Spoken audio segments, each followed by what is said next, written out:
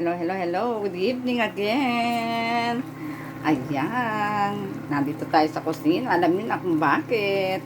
Luto ako ng dinner namin, ulam.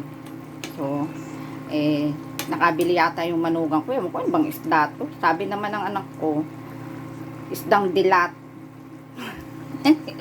Sabi ko, anong isdang dilat? Sabi ko, yung pala, yung isda, ito pala yung, kaya pala dilat na tinawag niya. Hindi ko alam kung anong tawag dito sa isda. Ayan. Malaki nga naman ang mata, kaya pala sabi ng anak ko, isdang dilat, gawa ng malaki yung mata.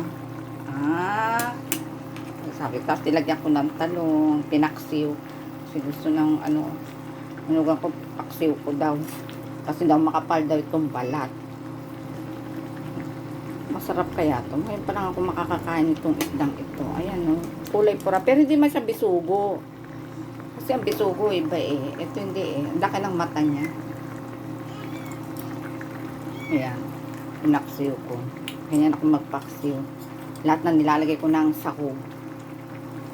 Para masarap. Lagyan ko ng, ng kalabasa tuloy. Talong na kulay berde. Dala-dala yan galing sa Batangas. Kaya yan ang aming ulam, guys. Yummy, yummy. Tagal na rin kami din nakakatikim ng ng paksiw. Ako, kailan ba yun? Nagluto ako, paksiw na Gigi. Ay, ako kasarap. Talaga. Pero yung maliliit na, maliit na Gigi. Kasi mas masarap yung maliit na Gigi. Yun nga lang, siyempre himay. Pero hindi, ultimo yung tinik talaga. Inalambot ko talaga. Para hindi ka matinik dahil sa liit ng Gigi.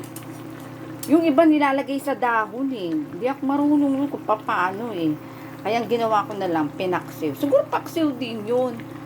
Kaso nga lang, binalot lang ng limahan sa, sa dahon ng saging. Ako hindi na. Dinaretso na talaga paksiw. Masarap. Ilang araw ko din inulam yun. 3 araw talaga. Ang kalahati lang, magkano? Ang dami na. Dahil, siyempre, maliit lang, diba? So, ang dami talaga. Pero yung kalahati naman, pinrito ko na gusto na, ultimo, tinik talaga. Nakain talaga nila. Walang sayang. Talagang, ang lutong.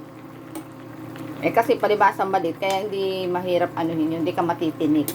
Siyempre, saka malutong, pati yung tinik niya, malutong. Kasi yun ang ginawa ko para wala ng tinik-tinik pang tatanggalin. Kasi maliit nga.